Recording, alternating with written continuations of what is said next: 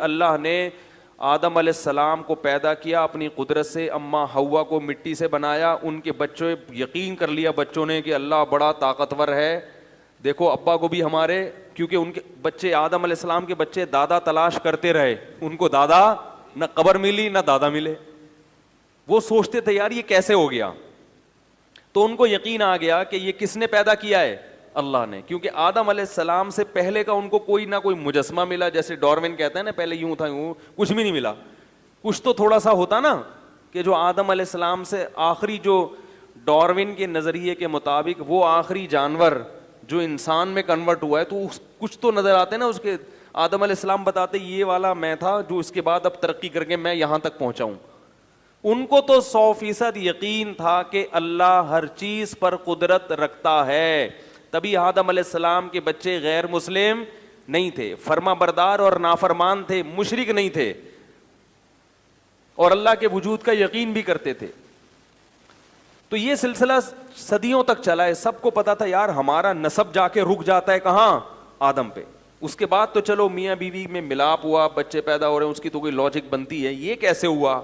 تو مانتے تھے کہ کس نے پیدا کیا, اللہ نے.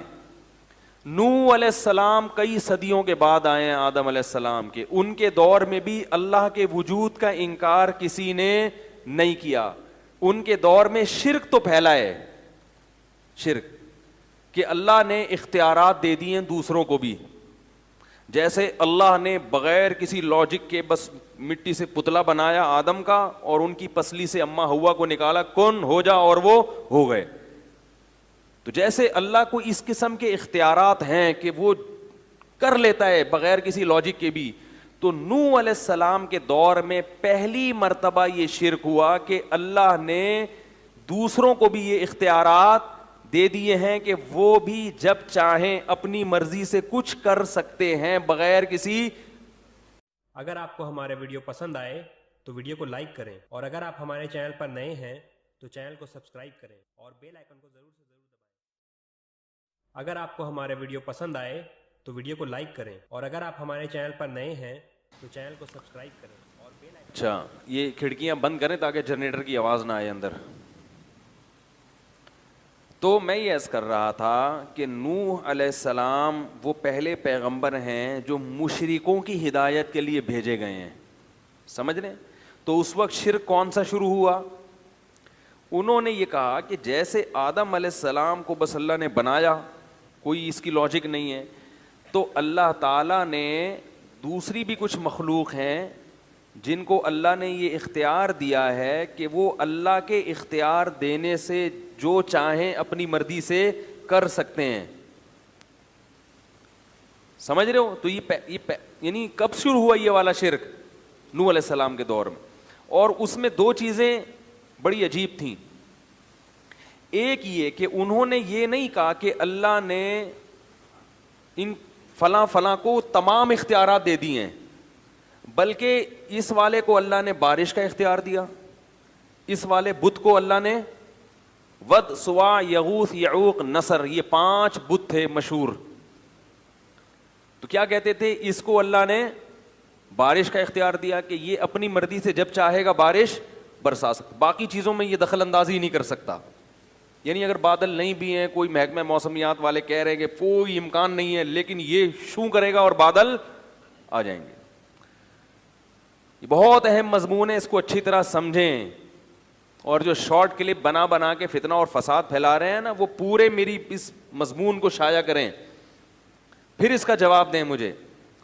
دوسرا, وہ کہتے تھے اولاد کا اس کو ہے, یہ فلاں والے کو ہے, یہ اولاد دلوا دے گا آپ کو, چاہے کوئی سائنٹیفک لاجک نہیں ہوگی اولاد کی, کوئی اس کے بھی اولاد کے جراثیم نہیں ہے, بیوی بھی بانجھ ہے, مگر یہ اس کے پاس جب جاؤ گے, اس سے دعا مانگو گے تو اولاد کیا ہو جائے گا, اولاد ہو جائے گی. اس لیے نہیں کہ اس کو اختیار ہے, بلکہ اللہ کے اختیار دینے سے اس کے پاس بھی اختیار آ گیا ہے. کیونکہ اتنی سینس ان میں بھی تھی کہ یہ پتھر کے بنے ہوئے بت یہ تو تھے ہی نہیں, یہ کیا کر سکتے ہیں, یہ تو ہم نے بنائے اپنے ہاتھوں سے. لیکن وہ یہ کہتے تھے کہ ان کو گاڈ گفٹڈ صلاحیتیں ان کے اندر. پھر ان پر جب اشکال ہوتا کہ یہ تو کچھ نہیں کر سکتے, تو کہتے یہ نہیں کر سکتے, مگر اللہ تو ان کو اختیار دے سکتا ہے نا.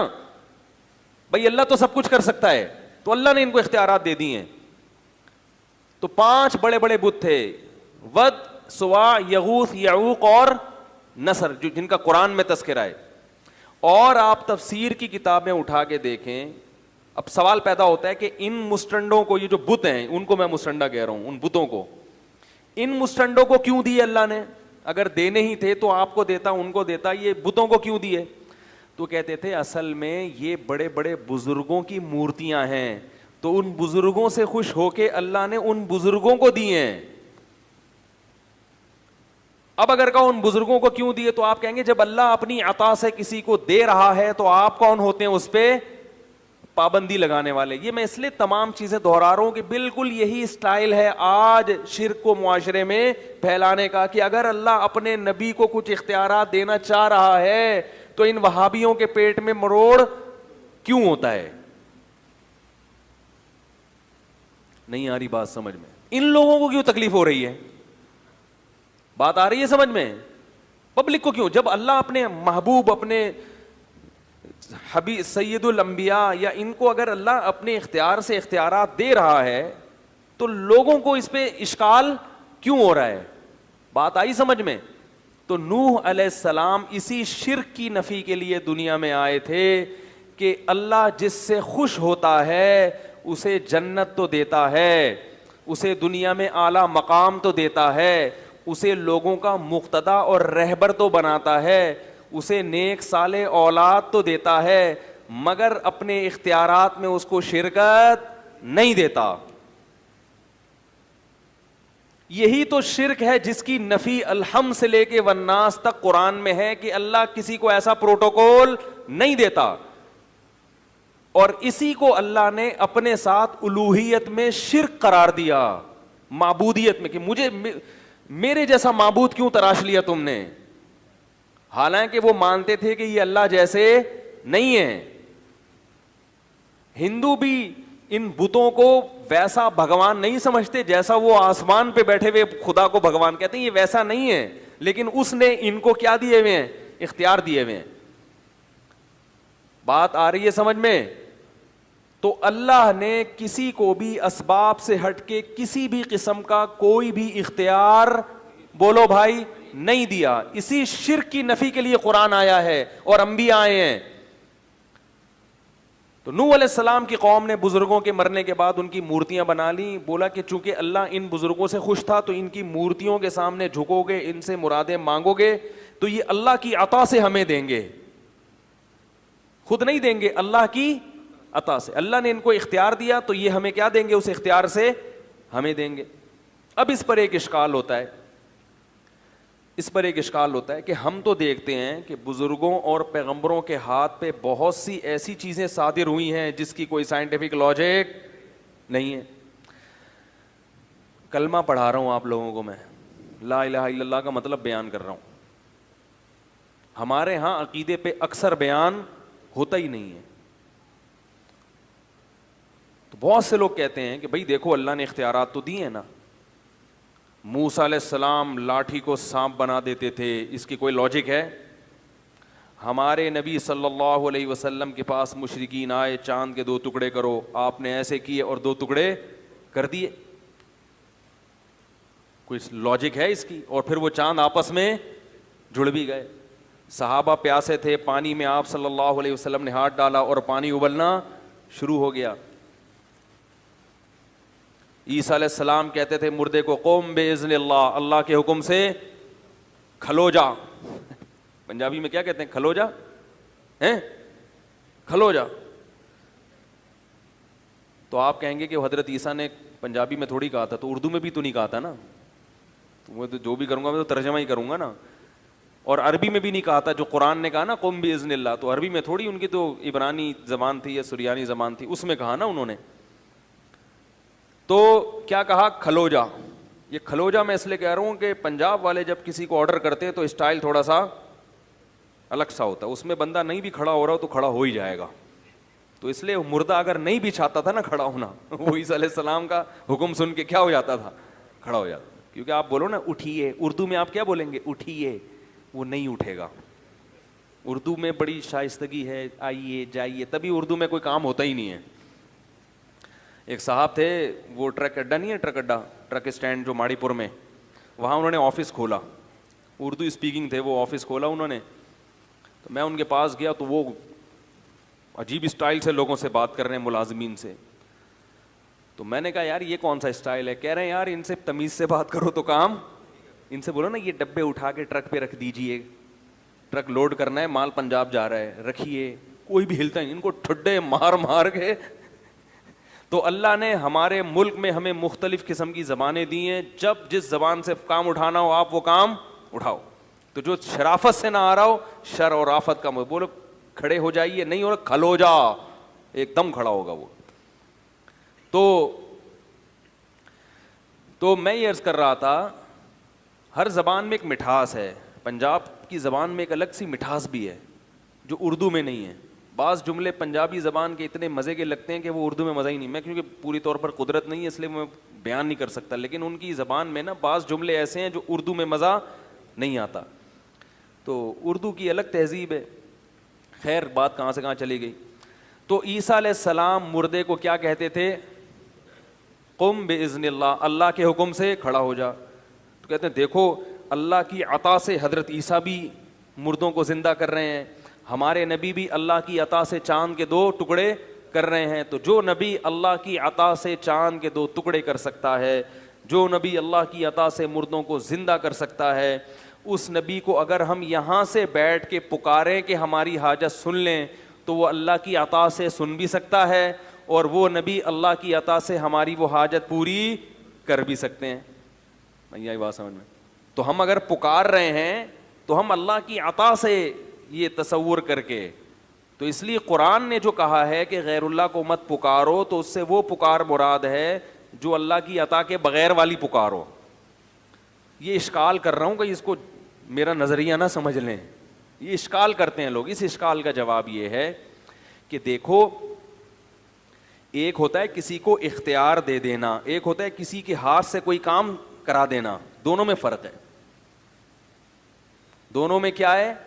آپ لوگ حاضر ہیں نا اچھی طریقے سے. ایک ہوتا ہے کسی کے ہاتھ پہ کوئی کام صادر کر دینا, اور ایک ہوتا ہے کسی کو اس کا اختیار دے دینا. اختیار دینے کا مطلب کیا ہے؟ پانی کی جو سپلائی ہے یہ کس کے اختیار میں ہے؟ واٹر بورڈ والوں کے نا. وہ جب کھولیں گے نل تو پانی آئے گا, وہ بند کر دیں تو آپ قحط سے ہلاک. ملک کا جو وزیر اعظم ہے یا جو صدر ہے وہ واٹر بورڈ والوں سے محض کام نہیں لیتا, بلکہ باقاعدہ اس نے واٹر سپلائی کا ان کو اختیار دے دیا ہے. کیا میرے در پہ آنے کی ضرورت نہیں ہے؟ واٹر بورڈ کا ادارہ بنایا ہی اس لیے ہے کہ جس کو پانی کی ضرورت ہو وہاں جا کے دھرنا مارے, اسلام آباد میں آنے کی ضرورت نہیں ہے. وہ اگر کام نہ کریں پھر اس کی کمپلین کے لیے میرے پاس آؤ, لیکن پہلا اسٹیپ کون سا ہے؟ اس کا ہے. اس کو میں نے کیا کیا ہے؟ اختیار دیا ہے. یہ مطلب ہوتا ہے اختیار دینے کا. اور کام کرانے کا مطلب کیا ہوتا ہے؟ واٹر بورڈ والوں کے پاس آپ گئے, بولا بھائی پانی بند ہے اتنے عرصے سے, وال آپ کھول دیں. تو اس نے ایک ملازم کو بولا یار اس کو وال کھول ذرا. وال کھولنے کے اختیارات نہیں دیے کہ جب چاہو کھولو جب چاہو بند کر دو. ہاں ابھی وال کھولنے کا کام کس سے لیا جا رہا ہے؟ ملازم سے. تبھی آپ ملازم کے پاس نہیں آؤ گے, آپ ڈائریکٹ کس کے پاس جاؤ گے؟ واٹر بورڈ والوں کے پاس. اس کی اور آسان مثال دیتا ہوں کہ اختیار دینا کیا ہوتا ہے اور کام لینا کیا ہوتا ہے. دیکھو آپ لوگ جاتے ہیں نا اکثر کوئی ڈاکومنٹ تیار کرنے ہوتے ہیں اسٹیمپ پیپر, تو منشی صاحب کے پاس جاتے ہیں, وہ ڈی سی آفس کے باہر لوگ بیٹھے ہوئے ہوتے ہیں پیپر. آپ کیا کرتے ہیں؟ اب تو ٹائپنگ شروع ہو گئی, پہلے قلم سے لکھتے تھے. آپ کہتے ہیں بھائی میرا فلاں کے ساتھ لین دین ہے, اس کو کے ڈاکومنٹس تیار کرنے, آپ اس کو کیا کریں؟ لکھیں. تو آپ نے اس کو اختیار دیا کہ یہ چیز آپ لکھیں. وہ لکھتا خود نہیں ہے, قلم سے مدد لیتا ہے, وہ قلم کے ذریعے لکھتا ہے. تو اختیار کس کے پاس ہے لکھنے کا؟ رائٹر کے پاس, کاتب کے پاس. کام کس سے لے رہا ہے وہ؟ قلم سے. قلم کو اختیار نہیں دیا. اگر قلم کو اختیار دیا ہوتا تو آپ قلم کے پاس جا کے کہتے کہ لکھو, اور قلم خود اٹھ کے گھومنا شروع کر دیتا. قلم کاتب کے ہاتھ میں ایسا ہوتا ہے کہ اس کی اپنی کوئی حیثیت نہیں ہوتی. کاتب جدھر کو گھمائے گا قلم وہاں گھومے گا. اور اختیار کس کے پاس ہے؟ طاقت کس کے پاس ہے؟ کاتب کے پاس. تو یاد رکھو پیغمبروں کے جتنے معجزے ہیں اس میں کسی بھی کام کا پیغمبر کو اختیار نہیں دیا جاتا. پیغمبر کی انگلی سے، پیغمبر کے ہاتھ سے کام لیا جاتا ہے. کام کرنے والا کون ہوتا ہے؟ اللہ. اور 100% اختیار کس کے پاس ہوتا ہے؟ اللہ کے پاس ہوتا ہے. جب مشرکین ہمارے نبی کے پاس آئے کہ چاند کے 2 ٹکڑے کریں تو اللہ نے ہمارے نبی کو وحی کی کہ آپ اشارہ کریں ٹکڑے میں کر دوں گا. یہی وجہ ہے کہ جب بھی مشرکین آ کے مطالبہ کرتے تھے معجزے کا تو نبی ہر دفعہ ان کا مطالبہ پورا نہیں کرتے تھے بلکہ کہتے تھے کہ میں یہ کام نہیں کر سکتا. جب اللہ نے کر دیا تو کر دیا, جب نہیں کیا تو آپ نے کیا فرمایا؟ نہیں. آپ سورہ بنی اسرائیل اٹھا کے دیکھیں, لن نؤمن لکا, ہم تجھ پر ایمان اس وقت تک نہیں لائیں گے. مشرکین کہتے اے نبی اس وقت تک ایمان نہیں لائیں گے حتی تفجر لنا من الارض ینبوعا, آپ اشارہ کریں اور زمین سے چشمہ جاری ہو جائے. او تکون لک جنت من نخیل وعنب, اشارہ کریں ایک باغ کھجور کا اور ایک انگور کا پیدا کریں. یہ مطالبہ کون کر رہا ہے؟ بولو بھائی, مشرکین. اور کس سے؟ نبی سے. اور اس کا تذکرہ کہاں ہے؟ قرآن میں. یہ سارے مطالبے ہو رہے ہیں نا کہ یہ کریں آپ. اور یکون لک بیت من زخرف, ایک گھر ہونا چاہیے سونے کا, اشارہ کریں ادھر سونے کا گھر بن جائے. او ترقا فی السماء, ابھی ہمارے سامنے آسمان پہ جائیں. ہم کہتے ہیں نبی آسمان پہ گئے ہیں, یہ معجزہ تھا, لے جانے والا کون ہے؟ اللہ. اسباب کی دنیا میں اپنے اختیار سے انسان اتنی اوپر نہیں جا سکتا. ممکن مر جائے گا نا انسان, ہے آکسیجن بھی نہیں ہے, اور اتنی یہ اللہ کی قدرت تھی کہ اپنے حبیب کو 7ویں آسمان پہ لے گیا. تبھی اس میں کوئی اعتراض بھی نہیں ہے, اشکال بھی نہیں, بھئی اللہ سب کچھ کر سکتا ہے. تو او ترقا فی السماء, آسمان پہ جائیں.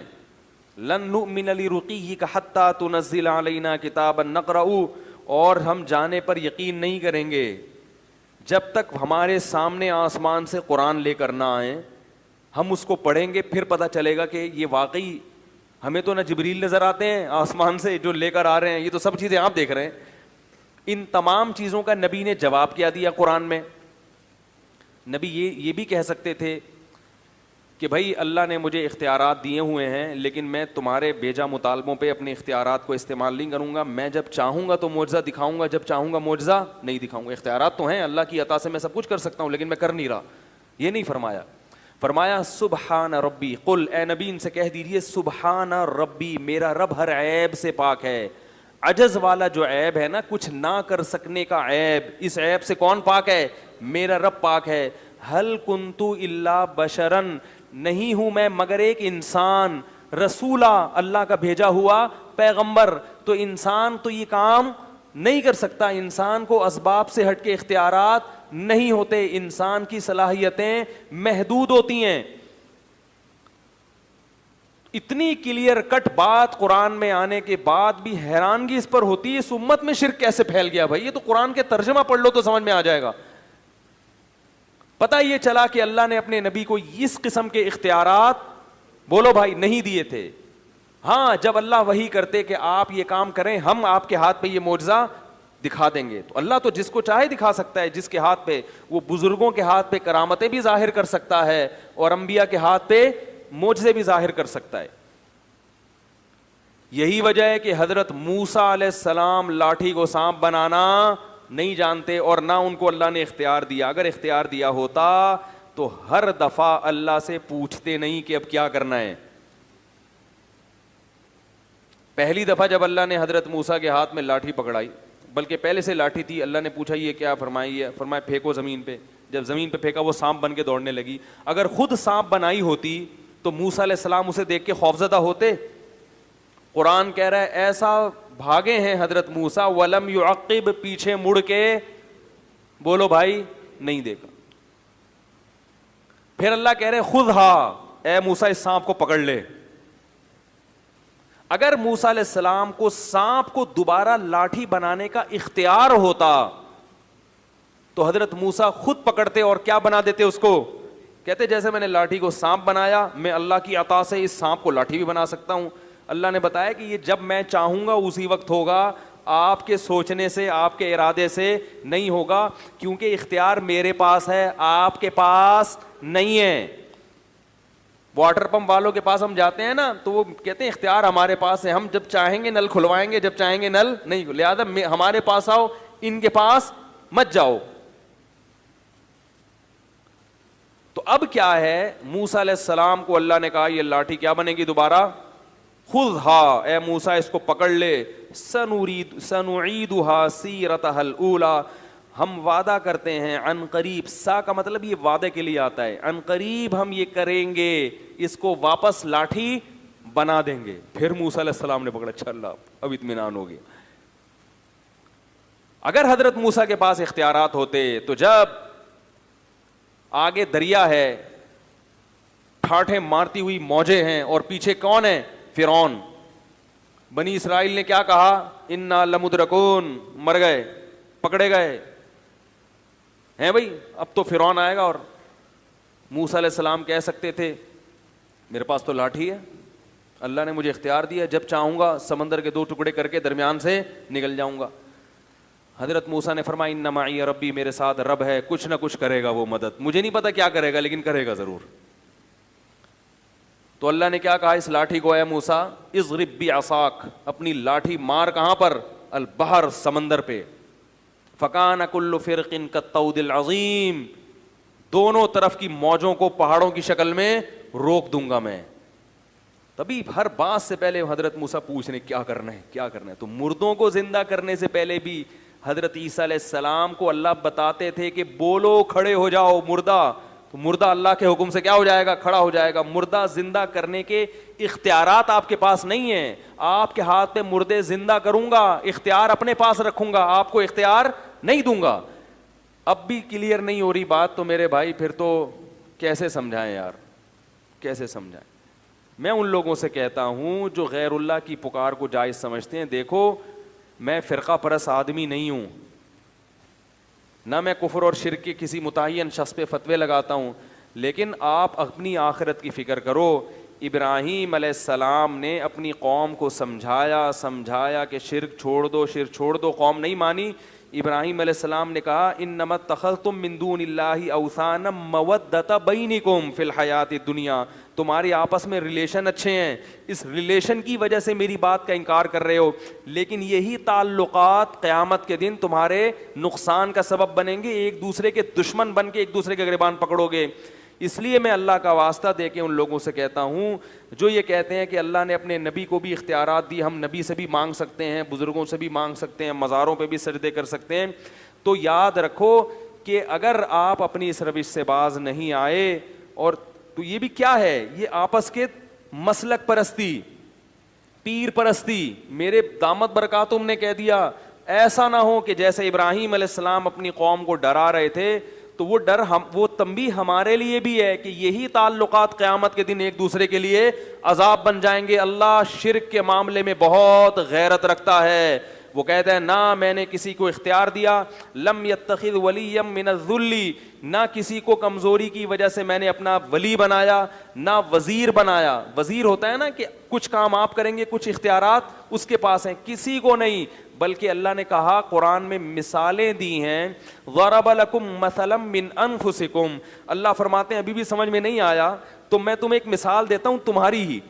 هل لکم مما ملکت ایمانکم من شرکاء فیما رزقناکم, کہ تمہارے جو غلام ہوتے ہیں کیا تم ان غلاموں کو اپنے ساتھ شریک کرتے ہو اپنی پراپرٹی میں. فرمائے کہ جب پراپرٹی جو کم درجے کی چیز ہے اور تمہارے غلام بھی کم درجے کے ہیں, تمہارا اپنے غلاموں سے اتنا اوپر رتبہ نہیں ہے جتنا میرا مخلوق سے اوپر کا مقام ہے. غلام بھی تمہاری طرح کا انسان ہے, تم اس کو شریک نہیں کرتے اپنی پراپرٹی میں, تو میں اپنے اختیارات میں اپنی مخلوق کو کیسے شریک کروں گا, جبکہ مخلوق کا جو مقام ہے. دیکھو ہمارا جو غلام سے رشتہ ہوتا ہے تو غلام بھی انسان, ہم بھی کیا ہیں, انسان. اتنا کم درجے کا نہیں ہوتا ہم سے. لیکن مخلوق تمام کی تمام اس کا تو اللہ سے کوئی اس لحاظ سے رشتہ جو یعنی جنس کے لحاظ سے تو کوئی رشتہ بنتا ہی نہیں ہے نا. وہ مخلوق ہے, وہ خالق ہے. اولاد اور باپ کا رشتہ نہیں ہے, بھائی بہن کا رشتہ نہیں ہے. فرمایا انتم الفقراء الی اللہ, سب کے سب فقیر و محتاج ہو میرے, کسی کو میں نے کسی بھی اختیار میں شرکت نہیں دی ہے, سب اپنے پاس رکھا ہے. تو اس لیے بھائی یہ بہت خطرناک شرک ہے جو آپ کی قبر کو آگ سے بھر دے گا, آپ کی بخشش کی دعا کو حرام کر دے گا آپ کے والدین اولاد کے لیے. اولاد کو اجازت نہیں ہوگی کہ آپ کے لیے بخشش کی دعا مانگیں. اب بات سمجھ میں آئی کہ معجزہ الگ چیز ہے, اختیار دینا الگ چیز ہے. بالکل اس کی مثال ایسے ہے, بارش اللہ برساتا ہے, برسانے کا کام کس سے لیتا ہے؟ فرشتوں سے. کہتے ہیں بارش برسانے کا فرشتہ یہ فلاں, تو کام اللہ کسی سے بھی لے سکتا ہے, فرشتوں سے بھی, پیغمبروں سے بھی, اولیاء اللہ سے بھی, مگر اختیار کس کے پاس ہے؟ تبھی ہم بارش کی دعا بارش کے لیے فرشتوں کو نہیں پکارتے, اسی طرح میرے بھائی بارش کے لیے پیغمبروں کو بھی نہیں پکارتے. فرشتے نے حضرت مریم کو اولاد عطا کی, قرآن میں آتا ہے, سمجھو اس کو اچھی طرح. جبریل آئے حضرت مریم کے پاس, مریم نے پوچھا کون ہو؟ فرمایا فرشتہ ہوں, انسان نہیں ہوں. کیوں آئے ہو؟ لِأَهَبَ لَكِ غُلَامًا زَكِيًّا, بیٹا دینے کے لیے آیا ہوں. تو کیا اللہ نے جبریل کو اختیار دے دیا کہ اولاد دیں؟ نہیں اختیار دیا. اللہ بیٹا دے رہے ہیں, پھونک کس کی استعمال ہو رہی ہے؟ بولو بھائی, جبریل کی. یہی وجہ ہے کہ جب بھی اولاد مانگی جاتی ہے کبھی بھی کسی فرشتے سے یا جبریل سے, بولو نا, نہیں مانگی جاتی. تو اگر آپ یہ دلائل دیتے ہو کہ اللہ کے نبی نے چاند کے 2 ٹکڑے کیے اور یہ کیا, یہ معجزہ دکھایا, تو ہم اللہ کے نبی سے مانگتے ہیں, تو پھر اولاد کس سے مانگنی چاہیے؟ جبریل سے. وہ تو قرآن میں آتا ہے کہ انہوں نے حضرت مریم کو بغیر باپ کے اولاد دی. تو جو بغیر شوہر کے اب کسی عورت کو اولاد دے سکتے ہیں تو میاں بیوی کو کیوں نہیں دے سکتے پھر وہ؟ یہاں تو شوہر بھی ہے اور بیوی بھی ہے اور دونوں صحت مند ہیں, پھر جبریل سے کیوں نہیں مانگتے؟ اسی لیے نہیں مانگتے, ہمیں پتا ہے کہ حضرت مریم کے اولاد کا ہو جانا جبریل کی قدرت کی دلیل نہیں ہے, یہ اللہ کی قدرت کی دلیل ہے. اور اس سے یہ بھی پتا چلا کہ یہ جو نسبت ہے کہ میں تمہیں اولاد دے رہا ہوں, یہ نسبت حقیقی نہیں ہے, مجازی ہے. بعض دفعہ کسی کے ہاتھ پہ جب کوئی کام ہوتا ہے تو نسبت اس شخص کی طرف کر دی جاتی ہے, کیونکہ بعض لوگ یہ بھی دلیل دیتے ہیں کہ دیکھو نبی نے کہا کہ میں یہ کرتا ہوں, میں یہ کرتا ہوں. حضرت عیسیٰ نے کہا ابریح الاکمہ, میں کوڑ کے مریضوں کو اور مادرزاد نابیناؤں کو میں شفا دیتا ہوں. تو اس سے پتہ چلتا ہے کہ حضرت عیسیٰ دے رہے ہیں نا, تو اللہ نے اختیار دیا, تبھی تو حضرت عیسیٰ کہہ رہے ہیں میں یہ کام کر رہا ہوں. اس کا جواب سمجھیں کہ بعض دفعہ ایسے ہوتا ہے, اس کو کہتے ہیں نسبت مجازی. دیکھو زبان میں نا مجاز بہت چلتا ہے. میں اس کے ایک مثال دیتا ہوں کہ آپ کیا کہتے ہیں میری گاڑی پنچر ہو گئی, حالانکہ گاڑی نہیں, گاڑی کا ٹائر پنچر, لیکن نسبت آپ نے گاڑی کی طرف کر دی سہولت کے لیے. آپ کہتے ہو یار اس دعوت میں فلاں بندہ 3 ڈشیں کھا گیا, حالانکہ ڈش کوئی کھا سکتا ہے, ڈش کے اندر جو چاول تھے وہ کھائے ہوتے ہیں, لیکن نسبت کس کی طرف کر دی؟ تو لغت میں, زبان میں, انگریزی ہو, اردو ہو, عربی ہو, سب میں یہ چلتا ہے کہ کرنی کسی اور کی طرف نسبت چاہیے تھی, اس کو مجاز کہتے ہیں. آپ کسی کو شیر کہتے ہیں تو مجازہ نہیں ہے, حقیقت نہیں ہے, مجاز لے کے لگ رہا ہے دیکھنے میں شیر. حرکتیں کیسی ہیں؟ شیر جیسی. حرکتیں کتے جیسی ہوں تو لوگ پیار سے ایسے آدمی کو کیا کہتے ہیں؟ بولو نا, کتا کہتے ہیں, نفرت سے. اب دیکھو نفرت سے کہتے ہیں مگر میں نے اس کے لیے لفظ کیا استعمال کیا؟ پیار سے. یہ بھی مجاز ہے کہ آپ بالکل اس کے اپوزٹ لفظ استعمال کرتے ہیں اس کو کلام میں چاشنی پیدا کرنے کے لیے, ورنہ کسی کو پیار سے کتا نہیں کہا جاتا. پیار سے کتا, دیکھو 2 آدمی بہت لڑ رہے ہو نا اور ہمیشہ ایک دوسرے کے خلاف نفرت ہو تو مجازن کہہ دیے جاتے ہیں یار ان دونوں کی تو محبت ہی کبھی ختم نہیں ہوتی, پتہ نہیں کچھ کیوں اتنی محبت کر رہے ہیں, مقصد کیا ہوتا ہے, نفرت کیوں کر رہے ہیں. تو مجاز میں اپوزٹ چیزیں چلتی ہیں. دیکھو قرآن میں آتا ہے, قرآن میں اللہ تعالیٰ کا ارشاد ہے کہ حلال و حرام کرنے کا اختیار صرف کس کے پاس ہے؟ اللہ کا۔ نبی نے ایک مرتبہ قسم کھا کے شہد کو اپنے